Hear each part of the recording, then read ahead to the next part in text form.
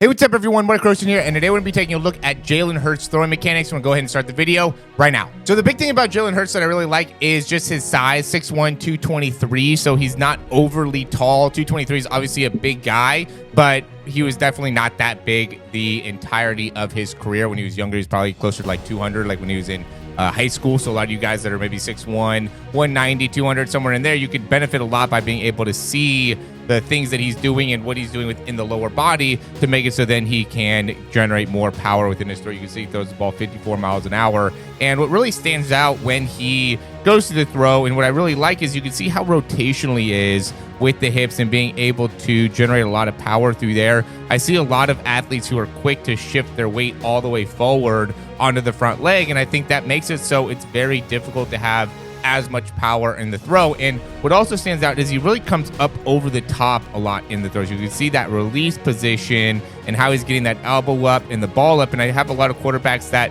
really want to find out more about how to be able to do that. So that's what we're going to be going more in depth into here today. So first thing, let's look at the release and what he's doing here as he goes through the load. So we can see the elbow position. He gets the elbow pretty high. He also gets the football pretty far back. We can see how much separation he has with the football, and I think that helps him being able to make it so you have a lot more room with your arm to be able to come straight up and through, so then we don't end up getting caught with that elbow dropping down. I see a lot of quarterbacks who will end up getting the ball either coming back here or the elbow will end up dropping down, and either one of those options typically happen when the ball is a lot closer to the body as we're loading back.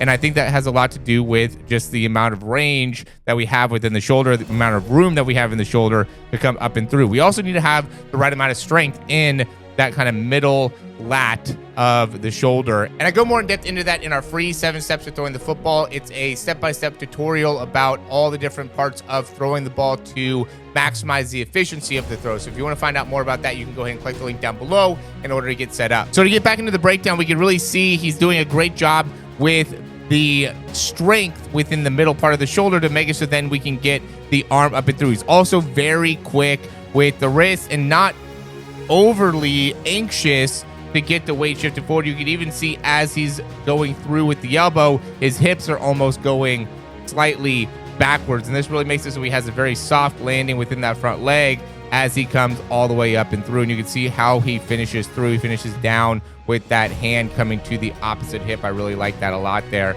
And I think a big part of this is just being able to understand how to generate the right type of rotation within the back leg, being able to be very quick at rotating there to make it so then that back heel gets straight up.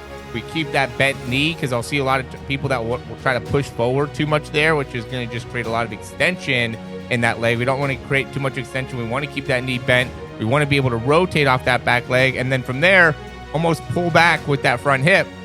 And this is a big concept that I think is really important, is that we want to be able to then have a lot of torque behind the throw by keeping that weight back and then shifting forward as the ball comes out of his hand. So you can see now he has the thighs a lot more even, where when the ball was coming out, he was keeping a lot of his weight back and therefore had a lot more behind the throw. So I think this is a very important concept to understand for a lot of quarterbacks, being able to, one, get the weight even on their back leg, because I'll see a lot of quarterbacks as well be very quick to shift the weight forward. So we want to keep that weight back, and then from there really rotate, and when we're rotating, still maintain weight on that back foot. So then as you're throwing the football, you can put a lot of torque going forward after the release.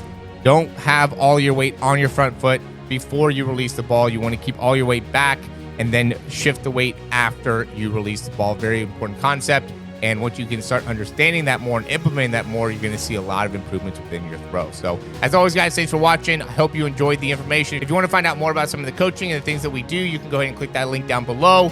And looking forward to working with you. We'll talk to you soon.